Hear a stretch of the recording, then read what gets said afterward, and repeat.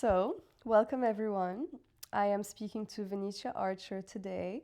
Very excited because, well, there's a little anecdote, I'll get to that. But she is the founder of Ruuby, which she launched in 2016, right? And since then, it has now become Europe's largest on demand beauty service platform. And I think that's a huge achievement because, for the most part, it's been operating in the UK and only recently launched in Geneva and soon to launch in a new market. She's been named one of Forbes 30 under 30, one of Management Today's 35 under 35.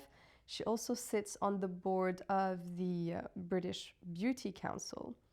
But to me, behind the polished facade, the press accolades, everything that you can see about her online, on the app, etc., what I'm so interested in is the story behind her journey, which is quite extraordinary when you're going to hear about her pivots, her reinvention, and the grit that it took to build the business.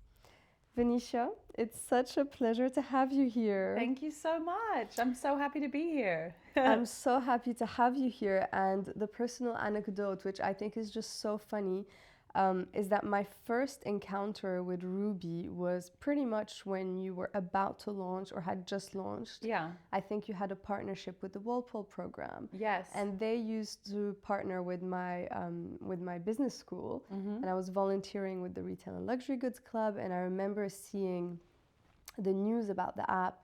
And I vividly remember browsing through your... I don't remember what it was at the time, if it was the app or the website. It would have been a terrible, terrible app. Yes. Well, my mind didn't go there. I think at the time, with my student budget, I was like, oh my God, I can't afford any of this. But it's so funny that we're sitting here. I can't believe it. It feels really full circle. And the first thing I want to ask you, you're clearly Australian. I love that you've kept your accent throughout the years. And Sydney is my favorite city in the world. Oh my God, I love that. I got the chance to live there for a few months, coming out of my bachelor's. Yeah. I absolutely loved it. And I've kept this idea in my mind of like the fantasy of what it must be like growing up there. Oh, I mean, true? It's totally true. I loved my upbringing. I lived there till I was 12, and it was just so like wholesome and fun. We'd go to the beach every day. We live right by Bondi Beach, so that was just like what we do. It was super outdoorsy. All our friends lived nearby, so we'd like skateboard in the street to each other's houses. It was just, and everything was, we were all together. Families were all together. We'd go on the harbor on the weekends. Like it was amazing upbringing. It was so much fun, and it was adventurous, and we'd do so many different things. It was completely different to what it was like growing up in London. And I love going back to Sydney now. Like it's such a vibe. It's whenever I get there, I just like chill out so much. You just wander out, catch up with people, go to the best restaurants. It's just really, really a special place. It's really cool. It's so funny. You've literally described what I thought the fantasy of growing up there would be. It was that. It was that completely. Because I was in Bondi as well, on Coogee Street. And I would literally see my neighbors wake up early in the morning, go surf. Yeah. The same guy would go in, change, suit up, go to the office, come back around 5 or 6 o'clock, do the same thing, carry his surfboard, and you just meet people at the beach. It has this very local community feeling. Yes, totally. And everyone does do that. So I always like to say to people, like it's people in Australia say, oh, let's meet for coffee at 6. And it's not a joke. Like you meet for a coffee at 6, you'll go for a walk up and down the beach, you'll go surfing, and then you'll get to work. And it's such a nice way to start the day, And we don't get that in London, right? Like in the summer, maybe you can have a nice walk before work, but that's part of the lifestyle, which I think is just so good for the brain before you like sit down and like plug in. 100%, so unique. And I've looked for an alternative. I haven't found one. Tell me if you do. Tell me if you do. So then you later moved to the UK, then finished, then you grew up here for the rest of your teens, and then you studied political and social study sciences Yes. at Cambridge. Yes. Which led you to piracy analysis. Yes, it did. What is that? And actually that led you to move to Kenya. That also led me to move to Kenya. And to track actual pirates. To track actual Somali pirates. Yes. Tell me about that. Like, what is that? So, I mean, it's like totally crazy, but I think essentially when I was at university and even when I was at school at university and then left, I had no idea what I wanted to do. Nothing particularly appealed. I didn't have this like burning ambition to do anything. I didn't even really know what there was to do, to be honest. It all sounded like pretty boring. I never knew that I could run a business or, go into a creative industry. So I kind of followed my nose, and then I was offered an internship at this private security company that did a lot of this kind of analysis for big corporates. And then, landed, they said, oh, there's a space on the maritime desk. So I, was like, okay, I'll do it. I just went along with the flow. And then that was when Somali piracy in 2012, when Somali piracy was a huge problem in East Africa. So that became my specialty. So I was like sitting there analyzing, behind my desk, calling people from London to find out about these hijacked ships. And then I was ready for the next, and that was a couple of years or something. And I was like, okay, I got to get out of here. I got to do something. So I thought, okay, well then why don't I move to Kenya and actually get on the ground and find out more about what's happening? That had been my industry, so that felt like a natural-ish next step. And also it sounded kind of fun. I was like, I want to get out of London. I want to go somewhere different. I want to have a bit of an adventure. So it sounded fun, not dangerous. I mean, it was totally, totally, totally, totally dangerous. Yeah. Yes. And I just, and I look... I mean, Kenya is not dangerous per se, when you, appreciate the risks and manage them accordingly. But the Somali piracy stuff definitely was. And when I got up to Mogadishu, that definitely was. And I think I knew, but I don't think I fully really got it. I just, again, was kind of going, and it was all really fun at the time. I was super excited about it. We were desperate to go up to Mogadishu, and we couldn't find a plane. So, it was just all a really fun adventure. Huge adventure. It was a huge adventure. And in my early 20s, I just thought that was fabulous. Yeah. And I think that's the advantage of being young and carefree. Exactly. Is making these young decisions. And careless. Yeah. Exactly. And then you're like, whoa, how did I do that? Yes, exactly. But I also like how you said that, when studying, you didn't really know what the options were. You didn't really know what you wanted. I feel like there's so much pressure at an early age to know what you want to study, know what you want to do next. And totally. It's not always realistic. Some people do have that. Yeah. And that's great, but that's not the case for everyone. No, I don't think so. And especially if you're kind of an all-rounder, if you're a bit creative, if you're a bit analytical, if you're, a bit strategic, whatever it might be, if you like science, if you like maths, then it's hard to say, I want to do this. And also there's that feeling of I have to do that forever.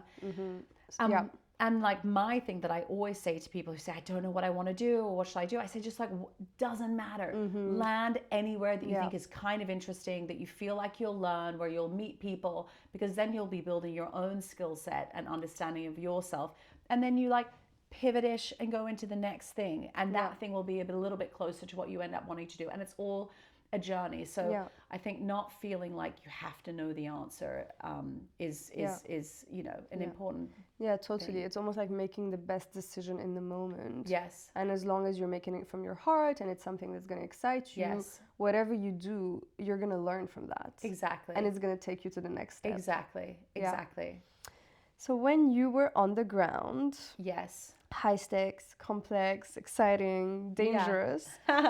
When did you think, okay, maybe this is too much, now I'm ready for something new? Or when did that moment, that click happen of, I'm going to pursue something different now? I think I'd been there for a while and,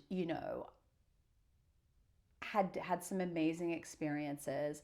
We were in Mogadishu one time, and this is when Al-Shabaab, the terrorist group, were kind of, in Mogadishu, there was a war going on, and we were, climbing up this building to go meet someone, to meet this journalist, and then they're like, get out, and this is so we all had to race down because Al-Shabaab were coming, and then the next day we left and like, you know, we're like running into the airport base, like lifting up the bulletproof vest, like, you know, we don't have anything underneath. And I was like, oh my God, like, and I got home, we got back to Kenya, like to the safety of Kenya. And I remember just thinking, I was like, okay, like maybe like this has been a really fun chapter and a really fun season, but like I can either continue to do this, you know, and I thought, you know, it's not really my life. I don't really think this is my life. And it's time for me to go home. Nothing bad happened, but it was just, you know, you can say I could either go that route or go that route. And I thought, you know what, that's my route. So I went home, came back to London, got another job in like a similar kind of industry. And then that's when I started, and then that's when I'd had experience, independent experiences. I'd made my own decisions about what I was going to do for a time, and started to think like, what do I really want to do next? And that's when the seeds of not even Ruuby, but being an entrepreneur, having my own business, that's when that thinking started to kind of come up with me. And what is it that attracted you to the idea of being an entrepreneur? I think, you know, clearly from my decision to go from like the UK office to like, you know, being on the ground and then coming back and being back in an office, I think for me, the main thing was, it was this feeling like I didn't want to feel trapped or stuck anywhere or have to do what anyone told me to do. And, you know, feeling like I didn't feel free. And so I thought, you know, how would I feel kind of happy and fulfilled? And I thought, well, building something of my own where I can kind of decide the path and decide the future. So it was really that. It was never a passion for a specific thing to build. It was like a lifestyle, or a lifestyle or a way of life. And then, so I started, you know, I've always had ideas as well. I've always had, you know, businesses, things that I wanted to create, whatever it might be. And so then I started thinking about what those could be. And Ruuby was one of them. And I'm now curious, what were some of those ideas? So I had like crazy ideas. So I think, so one of them, which I set up the company and everything like that. I mean, it was quite cute, but it was like men's boxer shorts, but made in like traditional Venetian prints. So really cute, kind of like art, connected with art, you know, anyway, like fun, but no. Carbonated coffee, no one's done it yet, but like Coca-Cola, but it's coffee and it's carbonated and it's sweet, like something like that. Loved the idea of that. And then there was Ruuby. Okay. And that was never... Ruuby is very different from the others. Totally. But so Ruuby was never really one of the ideas. It was just this other tandem thought that I had, which was, you know, my life needs a beauty booking app. I need to be able to book my beauty treatments. Life is so convenient elsewhere. Why isn't it with beauty? You know, so it was just this like very clear gap in the market. And then I guess from my more sort of analytical, strategic mind, I thought, well, actually, this one is probably the better business. So that was the route that I kind of went down. Yeah, and it's crazy because we almost forget 10 years ago. If you worked in an office 9 to 5, usually more than that, Monday to Friday, you really struggled to go get a mani or a pedi. You were always like trying to squeeze in like a quick mani here or there. And you sometimes had to really like look at your full week's calendar schedule, or maybe 2, and be like, I can't fit a manicure. Totally. It's very different from now. Yeah, now it's like now, and I love that. Like Ruuby's embedded into the culture for many people, and like it's easy, you know. Like I booked my 7 a.m. blow dry last night in bed at 10 o'clock, which like, you know, obviously we couldn't do in the early days, but now it's like really nice. The supply is there. Like it's just working. I was checking that actually, because I thought, should I challenge myself and book a 7 a.m. blow dry this morning? I was like, I'm not going to risk it. But there was that option, and I'm like, this is great. Imagine you have to, it's a last minute event or meeting in the morning. Usually you're stuck. Where'd you go for a 7 a.m. blow dry? Impossible. No. You know? But I booked it for yesterday. I know. I walked in and I'm like, whoa. Love that blow dry. Very, very happy with it. So then when you decided you were going to pursue this, you had your idea, your business analytical brain was like, this is it. What was, how was that news received around you? Were you met with skepticism?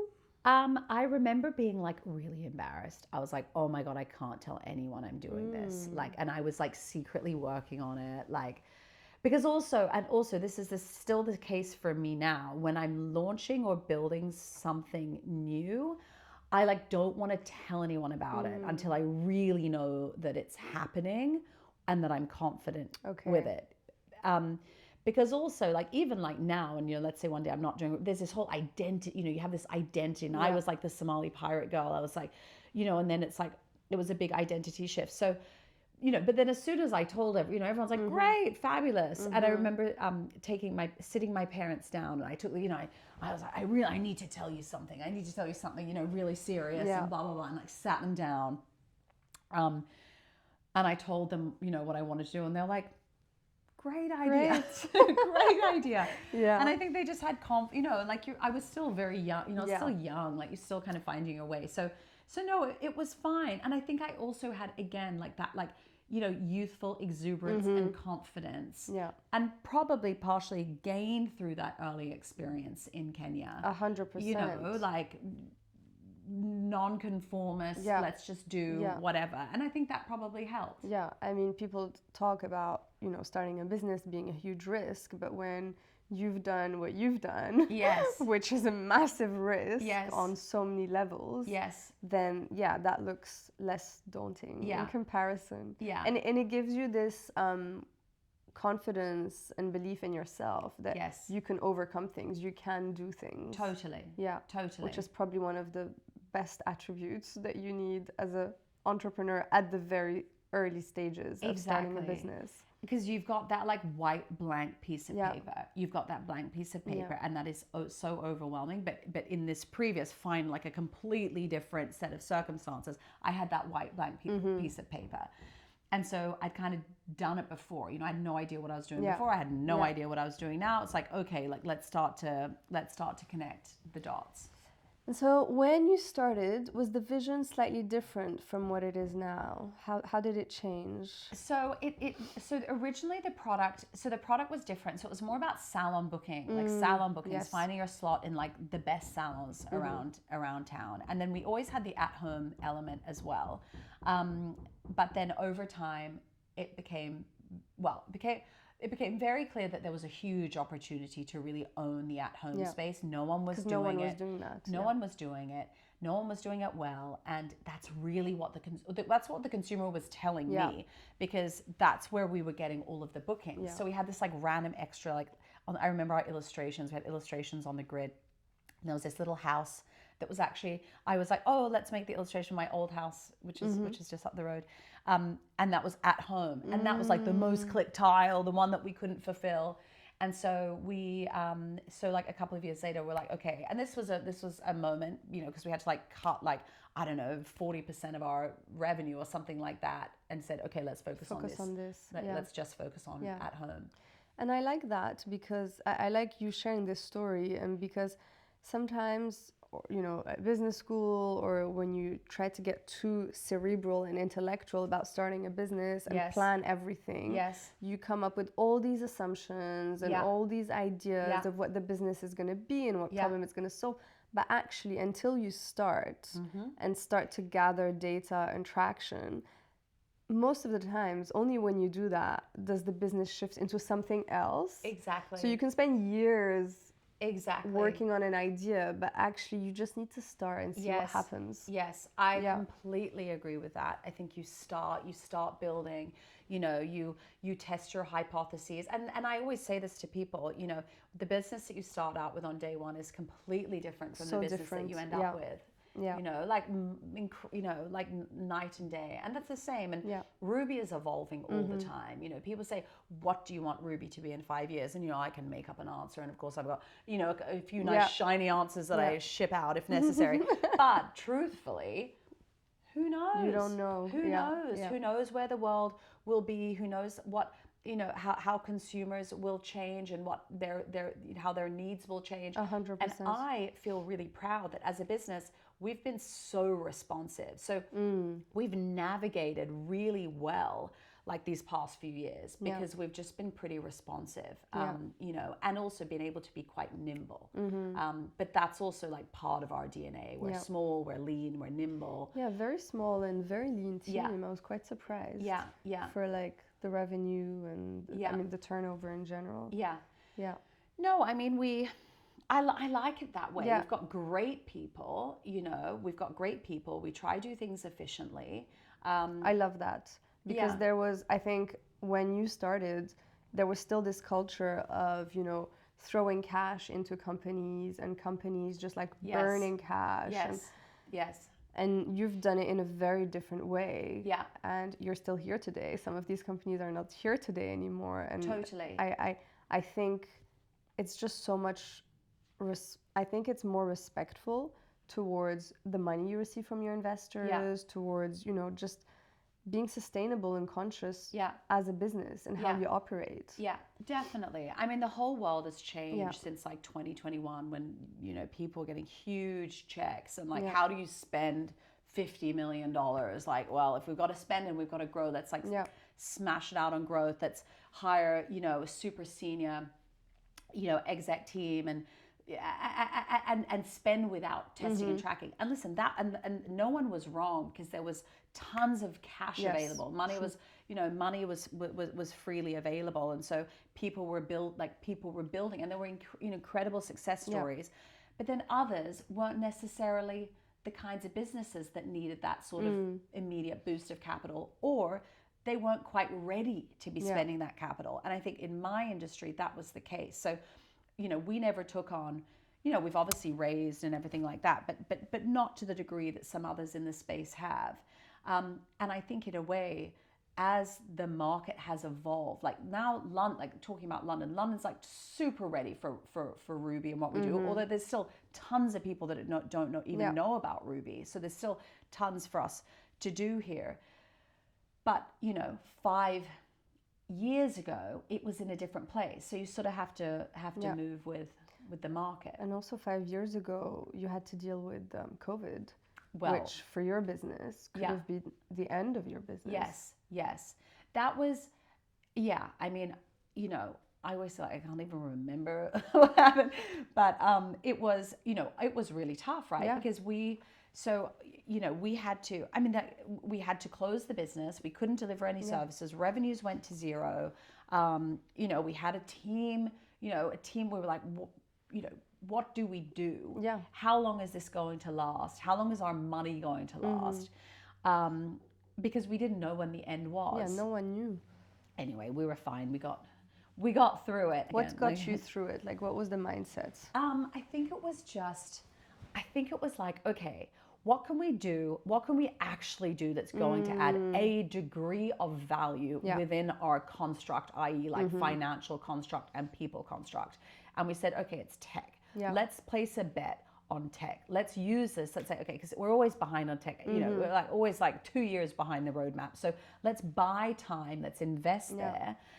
So we did that, and let's build community. Let's get involved. So like I got really involved in like the British Beauty Council, in some of the work to encourage the government to open up the beauty services sector. So, some interesting kind of activity there. And then we helped our community. So we did a lot of, we have 2,000 therapists on the books, many of whom were stuck, all of whom I should say were stuck at home, also unable to work. So really being like a guide for them, and being a home for them. So that's kind of what we did. And like, that was it. I was like, that's all we can really do. But that makes so much sense. And it's so strategic and smart. And it shows that there's always something that you can do. It may not be what you want to do or what seems as the number one priority at the time. But actually there's always something that you can be doing to prepare yourself for when things change. I just remember though, like, and I remember now we're talking about, like, I was also trying to fundraise. It was also obviously a terrible time because I was so nervous that the business had to, have some cash on the outside. And I just remember I was super pregnant at the time as well. sitting in like our little garden, like so pregnant, like on the phone, trying to raise money for Ruuby. Anyway, at the end, I was like, you know what? Let's just leave. I'm not going to do it. Let's just not do it. We'll be fine. Let's just wait and see what happens. But yeah. The vision of you pregnant, trying to fundraise. Again, it just brings this image of women that are super women, super mothers at the same time, building businesses, having it was your first, it was my first baby, but then you had your second baby.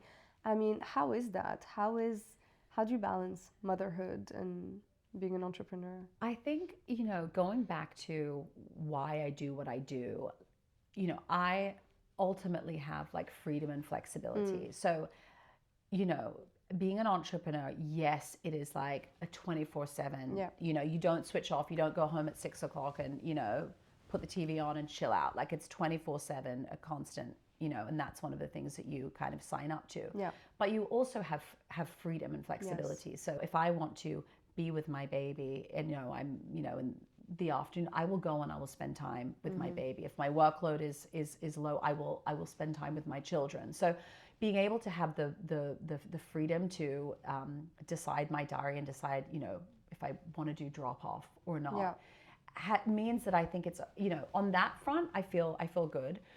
On the other front, in terms of the responsibility, the degree of, responsibility and just stuff you need to get done as a mother and as a founder, CEO. I mean, it can be super overwhelming. There's no time to switch off.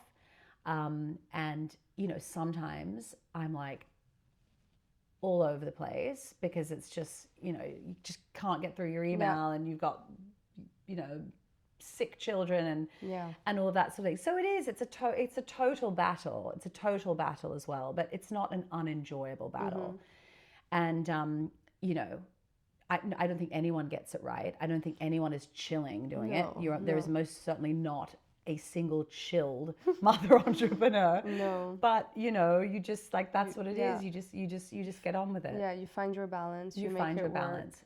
Yes. And I think you also start to really value even an hour or 2 hours of quiet and calm. Like that, you don't need much, you just need a little bit. And so if you prioritize that, things feel a lot better. So I will it's really not a big deal, but oftentimes I won't let myself go for a walk. I'll just be, looking after the children, doing my work, whatever it is. And then I'm like, Venetia, give yourself a break. Yeah. And honestly, all it takes is an hour walk, on my own. Recharges you. And I'm back to speed. So yeah. I guess it puts the responsibility back onto you, how you manage your time. Totally. And with that, it gives you the flexibility, it gives you the options. So you just have to be really conscious about the way you do it. Definitely. But still, I'm always impressed by all the female founders in my life. Oh, and me too. I think, becoming a mother is such a huge journey and transformation for a woman. Yeah. So I'm always so interested to see how they do it and how it changes as well the perception of how they see their career. But in most cases, I've seen my female friends that are founders propel their career around the same time. Yeah. Because we're having babies later, but also that's around when our career is growing. And honestly, it hasn't stopped any of the women that I know. No, and it doesn't have to. And listen, for some people they want to, and I totally get that. Of course, depending on what you want is different. Exactly. But for others, there's ways to make it work. I think there's a degree of flexibility now, even outside of founder, the entrepreneurial kind of side of things. But listen, it's really hard. All that said, it is hard for women. It is very hard for women because we want the career, we want the children, and as you say, it's all happening at the same time.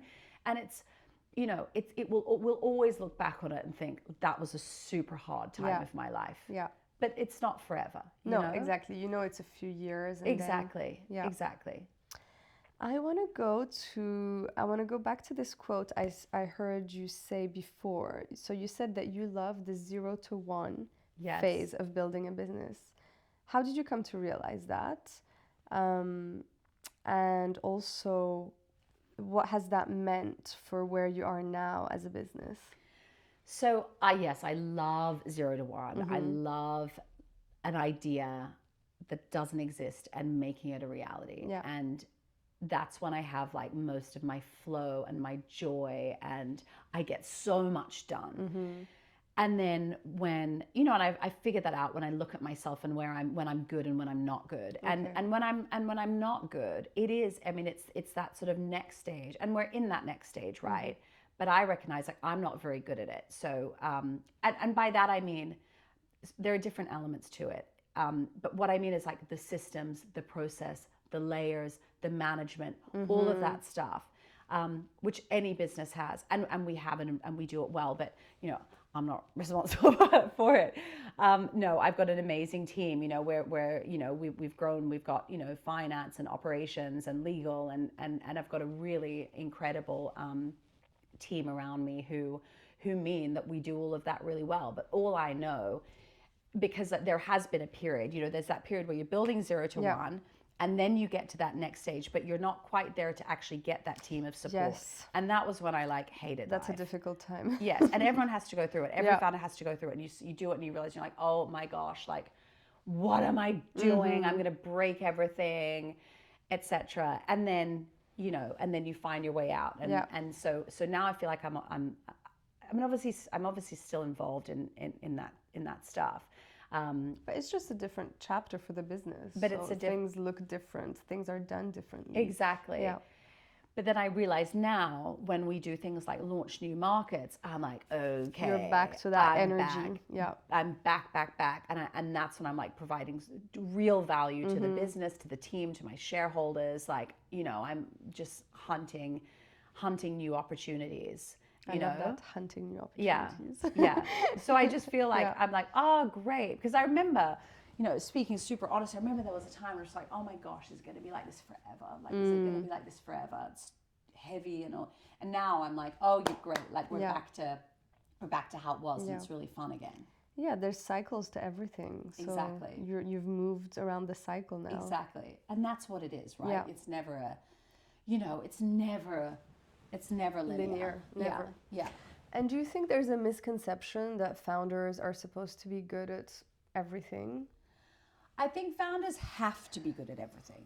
I think we have to be good at everything. You have to. As much as you might hate it, you have to be able to do or understand every element of the business. Yeah. Yes. So, and I think because you have responsibility for that, and there'll be times when you don't have the people in place to support there. So, you know, any founder will be finding themselves, you know, with every hat on.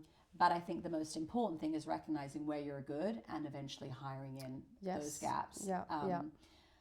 And to do that well, like that is an entrepreneurial skill, because, you know, you can hold it all together or you can sort of, you know, bring in the experts. Yeah, I guess making peace with the things that maybe you think you're good at, but actually you're not. Yeah. And being humble enough to recognize when other people have that strength, that skill. Yeah.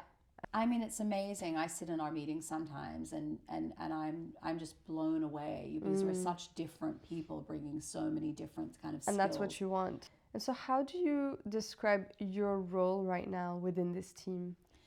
So, I mean, I'm the one who's like leading from the front, like bringing, you know, I've got a really good foundation and team who are like amazing at executing. And, you know, like for example, with our international, we launched Switzerland, like boom, identify the opportunity, build out the team, and we've done it. And now we're looking at the next one. So I'm really there kind of leading from the front, like saying, okay, like this is where we're going to be in 12 months. This is what we've got to achieve by then. This is why it's a great idea. Yeah. This is why it's going to be fun. Yeah.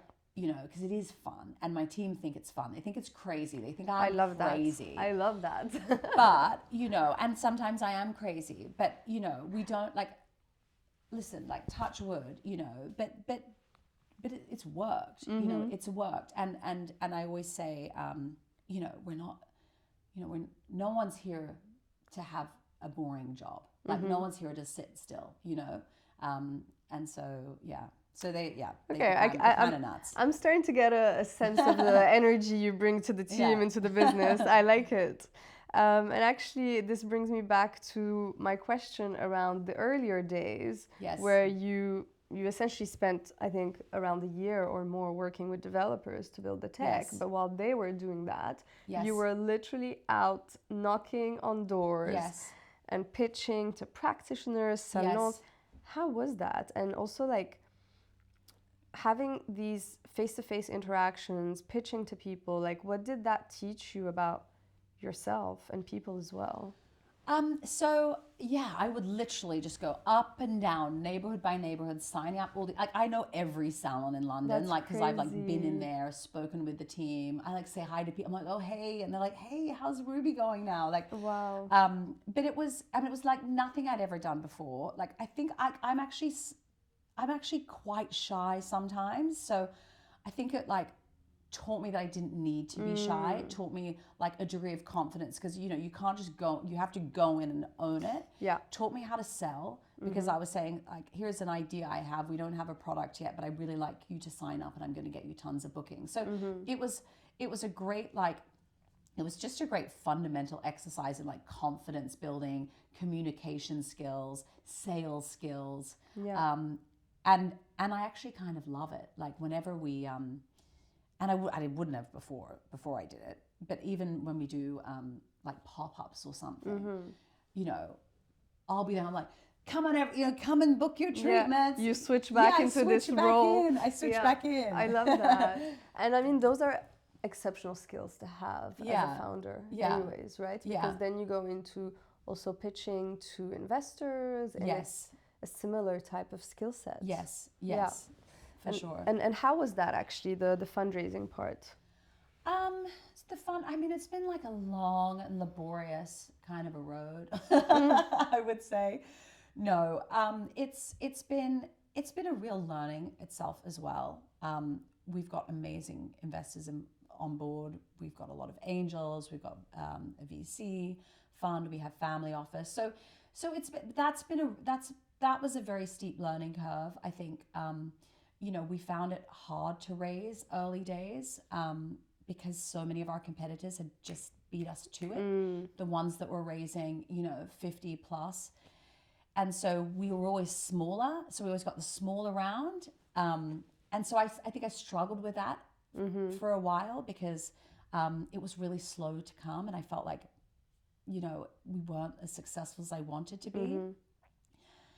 But now I look back and I'm like, oh, actually, it was probably a good thing. Yeah. Listen, it was not fun. Yeah. But I think the outcome is a good one.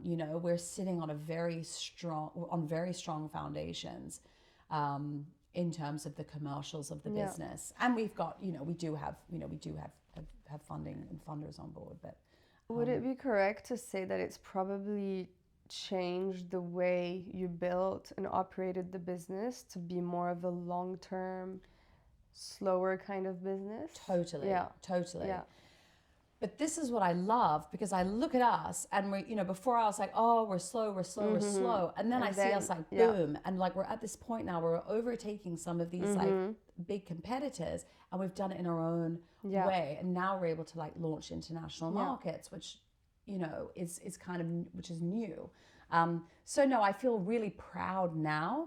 And obviously we've had to take funding on to do this, but just not in the kind of way that when I started out, I thought it would look like.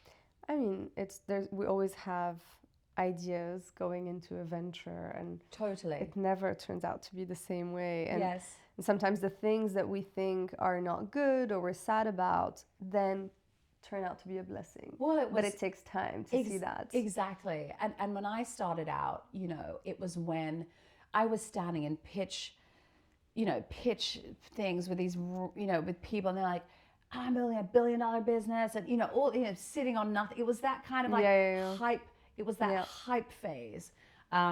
And now it's completely different. All people want a profitable, sustainable, as high growth as you can businesses, but it's different. Very different. Like what people are looking for Yes. before they put their money. Yes. It's changed so much. And Totally. I personally think it's changed for the better. 100%. Like a business is built to make money. Yeah, at the end exactly. of the day. Exactly. And you've also said that it takes a long time to build a lasting and impactful business. Yes. You're coming up to 10 years and it feels like you're just getting started. I feel like we are just getting started. I feel like we're in this place now, like we're a grown-up business. Yes. Like I finally stopped saying we're a startup. You know, we're not. We're a grown-up business doing, you know, really interesting and exciting things. And for me, that's that next chapter. You know, we're talking about like acquisitions, joint ventures, bigger international, you know, reach, etc. Like a whole new business landscape is starting to kind of open up, which I love. And for me, that's that next phase, which I'm excited about. And now you're exploring new horizons. So you've just launched Geneva. Yes. Not long ago. So how was that compared to the early days of London? It was divine compared to the early days of London, because it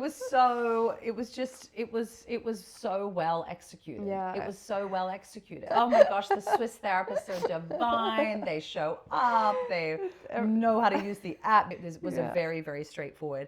But again, it was also like all of those years of learning, of building the playbook, of figuring out how to engage and manage the supply versus the demand side, that marketplace liquidity, all of that deep work that's gone on for so long has meant that we can now, you know, land and expand.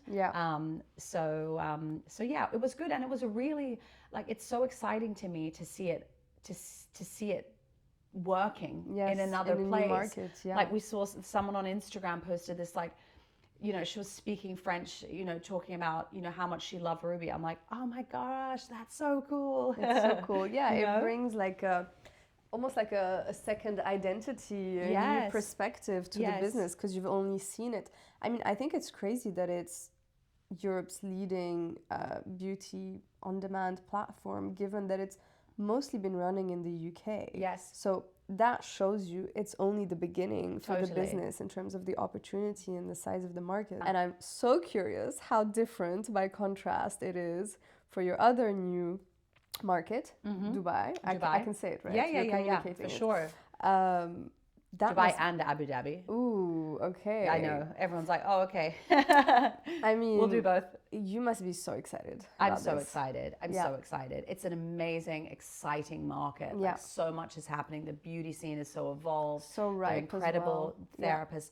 The at home on demand. Like, I mean, like it's normal. Even the at-home culture. The at-home culture is like so ingrained, yet there's no one that's providing quality curated beauty services. So I went there and it was so funny. I went there with colleagues, like they were booking like more beauty treatments than you can ever book in your life. But we were like, this is so weird, because there's a gap. There's a gap for what we do, which is that, you know, building a quality network of Ruuby trained therapists to do these treatments, and, you know, using our apps. Yeah, it's just the beginning. Just the beginning, for sure. And we're very, very rigorous about who we bring on board. Yeah. You know, and it's like, fine, if they're technically excellent, fine, but they've also got to be personable. They've also got to be someone that you feel comfortable with. Having in your home. Otherwise, you're just not going to book them again. Exactly. And then ultimately, you're just not going to use the app anymore. Exactly. Yeah. But that's a skill, right? When you find an amazing beauty therapist or an amazing hairdresser, like they exude that.